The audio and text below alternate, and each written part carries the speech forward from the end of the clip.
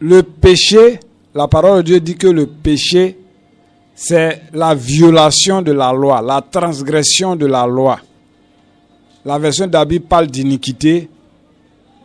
La version Louis II parle de transgression de la loi. Le péché, c'est la transgression de la loi, donc la violation de la loi. Et par conséquent, le pécheur est donc celui-là qui viole la loi, qui transgresse la loi. Ça, c'est ce que la parole de Dieu dit. Et c'est vrai, la violation de la loi, c'est ce qu'on appelle le péché. C'est la violation de la loi qui est appelée péché. Donc, il s'agit donc de ne pas violer la loi. En fait, c'est ce que ça veut dire. Il s'agit de ne pas violer la loi. Donc, d'observer la loi. Et nous voyons donc que tous ceux-là qui violent la loi sont des pécheurs, c'est-à-dire des transgresseurs. Parce que souvent, les gens ne comprennent pas le sens du péché.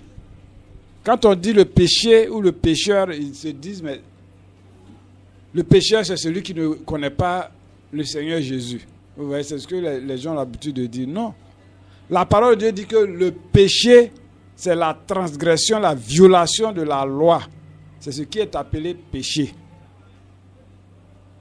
Alléluia. Amen. Et nous avons vu que tout homme en naissant dans ce monde hérite du péché d'Adam et Ève, appelé souvent péché originel. Tout homme hérite de cela. Mais il s'est avéré aussi que quand Dieu a pris Israël comme son peuple, Dieu a fait connaître la loi à Israël. Donc en plus du péché originel, il y a le péché contre la loi, n'est-ce pas, qui est venu s'ajouter. Donc ça fait deux péchés, deux sortes de péchés. Le péché originel et le péché consécutif à la violation de la loi. Ce sont ces deux formes de péché qui séparent l'homme de Dieu. Et il faut que ce soit clair, parce que souvent les gens se disent, une fois que quelqu'un a accepté Jésus-Christ, c'est fini, il est délivré du péché. Il a accepté Jésus-Christ. Comment? Et quel Jésus-Christ? C'est important. Vous voyez. Puisque la parole de Dieu nous dit que quelqu'un peut invoquer le nom de Jésus et être séparé de Jésus-Christ. Donc il faut que l'auditeur comprenne que le péché consécutif à la violation de la loi, c'est aussi un péché. Et ça sépare l'homme de Dieu. C'est important qu'on insiste là-dessus, que l'auditeur comprenne cela. Alléluia. Amen. C'est la raison pour laquelle la parole de Dieu nous dit que sans la loi, là, le péché est mort. C'est-à-dire, sans la loi, le péché n'est pas imputé à celui qui se dit adorateur de Dieu. Sans la loi, s'il n'y a pas de loi, le péché n'est pas imputé. Alléluia. Amen. Donc c'est important. Il s'agit donc d'être délivré du péché originel et du péché consécutif à la loi. C'est-à-dire la violation de la loi, pardon. À la violation de la loi. Il s'agit d'être délivré de ces deux formes de péché. C'est pas seulement accepte Jésus-Christ et tu seras sauvé. C'est pas ça, c'est pas ce que ça veut dire. Accepte Jésus-Christ, tu seras sauvé. C'est-à-dire, sois délivré pour toujours de la puissance du péché. Tout ce qui te sépare de Dieu. C'est ce que ça veut dire. Et pour les chrétiens, les disciples de Jésus, c'est beaucoup plus important. Pourquoi? Parce que celui-là est censé être dans la lumière, dans la connaissance véritable. Donc c'est important de savoir que Jésus est venu délivrer l'homme de la puissance même du péché dans son entièreté. C'est-à-dire péché originel comme péché suite à la violation de la loi. Normalement, ce deuxième péché, cette forme de péché, c'est-à-dire selon la loi, Ça devait s'appliquer seulement aux Juifs. Aux Juifs. Mais malheureusement, le christianisme s'est judaïsé aussi. Donc ça veut dire quoi? Ils ont pris aussi la place, quelque part la place, l'héritage des Juifs aussi, en ce sens-là. Donc, par conséquent, le jugement qui devait se déverser sur les Juifs, ne respectant pas la loi, se déverse sur le chrétien qui vit sous la loi et ne respecte pas la loi. Vous voyez, c'est cela. Il faut que l'auditeur comprenne ça pour être au clair de ce qu'on appelle le salut. Parce que c'est vrai, Jésus est venu pour sauver. Tout le monde le dit, Jésus est venu pour sauver. Dieu a tant aimé le monde qu'il a donné son Fils unique afin que quiconque croit en lui ne périsse point, mais qu'il ait la vie éternelle. C'est véritablement facile de dire ça. C'est véritablement facile. Mais dans l'application, dans la réalité, c'est autre chose.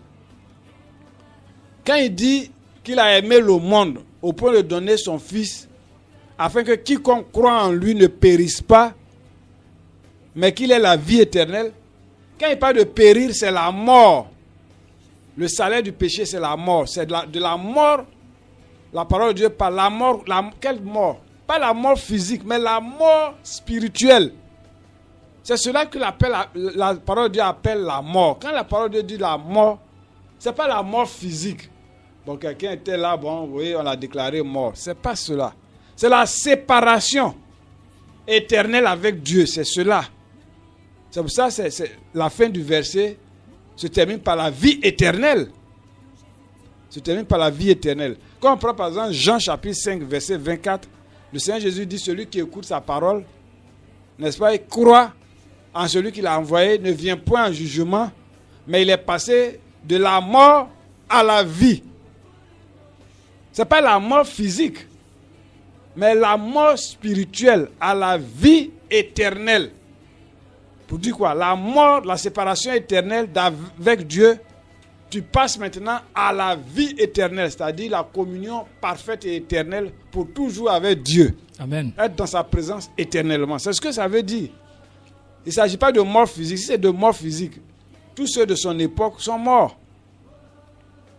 Tous ceux de sa génération sont morts. Ceux qui sont venus après, les apôtres, les tout premiers, eux, tous sont morts. Vous voyez? Et les gens ne font que mourir jusqu'à aujourd'hui sur le plan physique. Mais de là, il s'agit de mort spirituelle. Alléluia. Amen. Or, pour échapper à cela, il faut être délivré totalement du péché. Les deux formes de péché. Le péché originel provenant de la désobéissance d'Adam et Ève et la désobéissance de la loi qui est aussi le péché, n'est-ce pas, qui conduit aussi à la mort, à la séparation avec Dieu. Donc il était important qu'on revienne sur ce point. C'était vraiment important afin que les disciples du Seigneur Jésus-Christ comprennent l'enseignement que nous sommes en train de leur communiquer. S'ils comprennent le début et s'ils comprennent la définition du péché, ils vont voir leur position actuelle vis-à-vis de la parole. Alléluia. Après Jean-Claude, nous continuons. Le deuxième point, c'est le Seigneur Jésus-Christ qui permet à l'homme de vaincre les trois ennemis terribles de l'humanité. Comme test d'appui, 1 Corinthiens 15, versets 56 à 57. Où est, ô mort, ton aiguillon? Où est, ô mort, ta victoire? Or, l'aiguillon de la mort, c'est le péché. Et la puissance du péché, c'est la loi. Mais grâce à Dieu qui nous donne la victoire par notre Seigneur Jésus-Christ. Apôtre Jean-Claude. Alléluia. Amen. Quand on lit ce passage, on s'aperçoit clairement en fait que celui qui prétend être disciple de Jésus-Christ ne devait jamais même se dire qu'il va observer la loi. Alléluia. Amen. Puisque la loi même a été donnée à un seul peuple, Israël. Mais comment se fait-il que les chrétiens sont devenus héritiers aussi de cette loi-là? Alléluia. Amen. Là, ça pose problème. Ça pose problème. Parce que Paul, qui était hébreu, dit dans ce passage que l'homme a trois ennemis. Le péché, la loi et la mort. Le péché, la loi et la mort. Vous voyez? C'est les trois péchés de l'humanité. On l'a dit, quand on parle de mort, c'est la mort éternelle, c'est-à-dire la séparation éternelle avec Dieu. C'est de ça l'apôtre Paul parle. Vous voyez? La loi, le péché, la mort. Le péché, ça c'est tous les hommes de la terre qui sont sous le pouvoir de ce péché-là. La mort aussi, c'est la même chose. Que ce soit la mort physique, la mort spirituelle, c'est toute l'humanité qui est soumise, n'est-ce pas, à la mort. La loi, c'est seulement les Juifs. Vous voyez? C'est seulement les Juifs. La loi, c'est seulement les Juifs. Ça veut dire quoi? Et le Juif et le non-Juif doivent être délivrés de la mort et du péché. Et le Juif et le non-Juif. C'est pour cela que la parole de Dieu dit dans Romains chapitre 1, verset 16 à 17, de ne pas avoir honte de l'évangile. On peut le lire. De ne pas avoir honte de l'évangile. Romains 1, verset 16 à 17. Car je n'ai pas honte de l'évangile, car il est la puissance de Dieu en salut à quiconque croit, et aux Juifs premièrement, et aux Grecs. Car la justice de Dieu est révélée sur le principe de la foi, pour la foi selon qu'il est écrit. Or le juste vivra de foi. Voilà. La foi suscitée par l'évangile, c'est à la fois pour le juif. Il a dit d'abord, premièrement pour le juif, parce qu'ils avaient la loi, donc ils devaient connaître ça. Premièrement pour le juif, et deuxièmement pour le grec. Le grec symbolise en fait, c'est une manière de dire les non-juifs, voilà, le reste du monde. Ouais. Donc c'est tout le monde entier qui a besoin d'être délivré de la puissance du péché, de la puissance de la loi et de la puissance de la mort. Le juif, premièrement, parce que le juif était en mesure de savoir que Dieu avait annoncé que le Messie qui viendrait serait le libérateur. C'est celui-là qui va détourner le péché. N'est-ce pas? Il va détourner le péché du juif. D'abord, il vient pour détourner le péché, expier le péché, c'est-à-dire effacer le péché. Alléluia. Amen. Donc le juif devait savoir cela, parce qu'ils avaient la parole. Ils avaient la parole de Dieu symbolisée par la Torah, résumée par la Torah, ce qui est appelé la Torah, la loi de Moïse et les prophètes. Donc voilà. Donc c'est pour dire que l'homme a trois ennemis principaux. Le péché, la loi et puis la mort. Le salaire du péché, c'est la mort. Effectivement, quand l'homme et sa femme ont péché, ça en est suivi la mort. Il y a eu d'abord la mort spirituelle. Ils ont été séparés de Dieu. Ils ont vécu encore des centaines d'années. Ils ont vécu des centaines d'années après. Et ils sont morts physiquement. Donc c'est d'abord une affaire spirituelle. Le péché, la parole de Dieu dit que le péché, c'est ce qui donne la force à la mort. Le salaire du péché, c'est la mort. C'est ce qui donne, le péché est ce qui donne la force à la mort. C'est-à-dire, tant qu'il n'y avait pas eu de péché dans le monde, on ne pouvait pas parler de mort physique et spirituelle. Oui. C'est pour ça qu'il dit, l'aiguillon de la mort, c'est le péché. C'est-à-dire la puissance, la force de la mort, c'est le péché. Oui.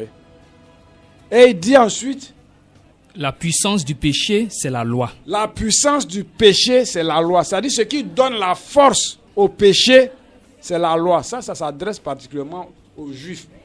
Mais aujourd'hui, ça s'adresse aussi aux chrétiens. Vous voyez, puisque le christianisme dans son ensemble vit sous la loi. Alors que cela ne devait pas être ainsi. Vous voyez. Il dit ce qui donne la force, la puissance au péché, là, c'est la loi. Pourquoi? Parce que la parole de Dieu dit que le péché, c'est la transgression de la loi. Donc, ça veut dire quoi? Le péché, il est soutenu par la loi. sa force actuelle, là, c'est la loi qui donne, n'est-ce pas, cette force-là au péché. Donc l'homme a besoin d'être délivré de ces deux-là. L'homme a besoin donc par conséquent d'être délivré aussi de la mort. Donc c'est les trois ennemis. Une fois l'homme est délivré de ces choses-là, de ses ennemis-là, on dit qu'il a la vie éternelle. C'est-à-dire qu'il est en paix avec Dieu. Il est en paix avec Dieu. Il a la vie éternelle. Il n'est plus considéré comme pécheur. On le verra tout à l'heure. Nulle part la Bible ne dit que quelqu'un qui a reçu véritablement Jésus-Christ est un pécheur. Alléluia. Amen. On entend cela dans les prières. Bon, Seigneur, pardonne-nous pauvres pécheurs. La Bible, nulle part la Bible ne dit que quelqu'un qui a reçu Jésus-Christ est un pauvre pécheur. Alléluia. Amen. Voilà. C'est important de savoir ces choses-là. Et c'est Jésus-Christ donc qui délivre l'homme de tous ses ennemis, ces trois ennemis. La croix, la mort de Jésus à la croix a délivré l'homme de ces trois ennemis pour toujours. Il suffit seulement de croire en ce que Jésus-Christ est venu faire pour l'homme. Alléluia. C'est Amen. cela le salut. C'est tellement simple. Vous voyez, mais les gens veulent compliquer, n'est-ce pas, ce qui n'est pas compliqué. Alléluia. Amen. C'est cela. Apôtre Jean-Claude, c'est vraiment important de croire ce que Christ est venu faire. Alléluia. Parce que si on ne croit pas, si on ne sait même pas ce qu'il est venu faire, c'est en vain. C'est en vain. C'est vraiment important pour les disciples qui entendent véritablement cette vérité. Apôtre Jean-Claude, nous continuons. Le disciple de Jésus-Christ est délivré de la loi. Le disciple de Jésus-Christ est délivré de la loi. Comme texte de base, Romains 10, verset 4, Romains 7, verset 6, Romains 7, verset 8. Romains 10, verset 4. Car Christ est la fin de la loi pour justice à tout croyant. C'est le premier texte. Le deuxième texte, Romains 7, verset 6. Mais maintenant, nous avons été déliés de la loi, étant morts dans ce en quoi nous étions tenus, en sorte que nous servions en nouveauté d'esprit et non pas en vieillesse de l'être. Et le troisième texte, Romains 7, verset 8. Mais le péché, ayant trouvé une occasion par le commandement, a produit en moi toutes les convoitises. Car sans la loi, le péché est mort. Apôtre Jean-Claude. Alléluia. Amen. Sans la loi, le péché est mort. On en a déjà parlé. C'est pour cela que l'apôtre Paul s'est écrié dans le passage que vous avez lu précédemment que nous avons été déliés. Ça y est, dégagés, délivrés. Souvent les gens parlent de délivrance à leur manière. Sors au nom de Jésus. Mais quand il s'agit de la loi, il n'y a pas de sort au nom de Jésus. Amen. Alléluia. Amen. Il s'agit d'avoir la foi en ce que Jésus a opéré. C'est quand on a la foi en ce que Jésus a opéré, on accepte ça. C'est en ce moment on est juste devant Dieu. Donc on est délivré et on rentre dans cette délivrance pleinement. Amen. Sans qu'aucun démon ne sorte. Alléluia. Amen. Voilà, c'est tout simple. Donc, seul le Seigneur Jésus-Christ peut donner la vie, la vraie vie aux hommes. Et les disciples de Jésus-Christ véritablement ont été délivrés. Ils ont vraiment la vie éternelle. Alléluia. Amen. C'est ce que la parole de Dieu nous dit. Tout véritable disciple de Jésus-Christ a été véritablement, en réalité, délivré de la puissance du péché, de la puissance de la loi. On l'a dit la semaine dernière, les gens sont souvent gênés quand ils lisent que le chrétien, c'est-à-dire celui qui croit en Jésus-Christ, il ne pêche point. Les gens sont gênés. Mais effectivement, c'est vrai, il ne pêche point. Puisque celui-là même qui est le sauveur est venu, il a pris toutes les fautes, tous les péchés sur lui. Et il a accompli la loi pour nous justifier, pourvu que nous croyons. Donc si nous croyons, dans la réalité et en vérité, nous sommes vraiment délivrés et on a la vie éternelle. On marche dans la liberté. La parole de Dieu dit que s'il n'y a pas de loi, là, il n'y a pas de péché. C'est tellement simple à comprendre. S'il n'y a pas de loi, il n'y a pas de péché. C'est-à-dire que tant que quelqu'un ne veut pas vivre sous la loi, Dieu ne le considère pas comme un pécheur. Puisque personne ne peut respecter la loi, on l'a vu ici, conformément à la parole de Dieu, personne dans ce monde ne peut respecter la loi. Dans le livre de Jean, au chapitre 7, verset 19, Jésus a dit aux Juifs, les gens de son temps, les pharisiens, les sacrificateurs et autres, il a dit, Moïse vous a donné la loi. Vous voyez? Et il ajoute, cependant, nul de vous n'observe la loi. Jean chapitre 7, verset 19. On va lire pour les auditeurs. Pour les auditeurs. Moïse ne vous a-t-il pas donné la loi? Et nul d'entre vous n'observe la loi. Alléluia. Pourquoi cherchez-vous à me faire mourir? Voilà. Jésus, c'est Dieu lui-même manifesté en chair. Amen. S'il dit, nul d'entre vous n'observe la loi, ça veut dire ce que ça veut dire. Ça veut dire que personne ne respectait la loi en réalité. Comme ils connaissaient la loi, il fallait les ramener à l'origine. Dit, c'est Moïse qui vous a donné la loi. D'abord, il a spécifié, il a ajouté pour dire, ce n'est pas que la loi, par exemple la circoncision, vient de Moïse, mais ça vient des patriarches. C'est-à-dire c'est avant même, avant que Dieu ne donne la loi, la circoncision était là. Il dit, Moïse vous a donné la loi, cependant, personne d'entre vous ne respecte la loi. Alléluia. Amen. Mais l'apôtre Pierre a repris les mêmes choses dans le livre des Actes au chapitre 15. Il a dit, quand les gens voulaient faire vivre aux nouveaux chrétiens, aux nouveaux convertis, n'est-ce pas, les œuvres de la loi, il a dit, pourquoi est-ce que vous voulez mettre sur ceux qui se convertissent des fardeaux que nous et nos pères, nous n'avons pu porter? On va aller pour les auditeurs, les disciples. Acte 15, verset 10. Maintenant donc, pourquoi tentez-vous Dieu en mettant sur le cou des disciples un joug que ni nos pères, ni nous n'avons pu porter? Alléluia. Amen. Un joug que ni nos pères, ni nous-mêmes n'avons pu porter. Pierre confirmait par là les paroles du Seigneur Jésus, qu'effectivement personne ne peut observer la loi. Personne ne peut observer la loi et être déclaré juste devant Dieu. Alléluia. Amen. Cela veut dire que tous ceux qui observent la loi ou qui veulent observer la loi, qui observent la loi et enseignent d'observer la loi, sont des pécheurs qui font des gens qui sont aussi des pécheurs, des disciples de Moïse, des pécheurs aussi. Alléluia. Amen. Ça, c'est ce que ça veut dire. Parce qu'ils ne pourront pas observer, ils vont la violer, cette loi-là. En violant la loi, ils deviennent quoi? Des transgresseurs. Un transgresseur, c'est un pécheur. C'est ce que ça veut dire. Donc, on ne peut pas dire que le disciple de Jésus-Christ est un pauvre pécheur. Il n'est pas pécheur. Alléluia. Amen. Le disciple de Jésus-Christ est un saint. Le saint, ce n'est pas quand quelqu'un est mort. Contrairement à ce que les gens pensent, c'est les morts qui sont saints. Ils prient des morts, ils rendent des cultes aux morts. Ils disent non qu'ils prient des saints. Quel saint? Pourquoi de son vivant il n'était pas saint et c'est maintenant qu'il est mort qu'il est appelé saint? Alléluia. Amen. Une telle doctrine, on ne la trouve jamais dans la parole de Dieu.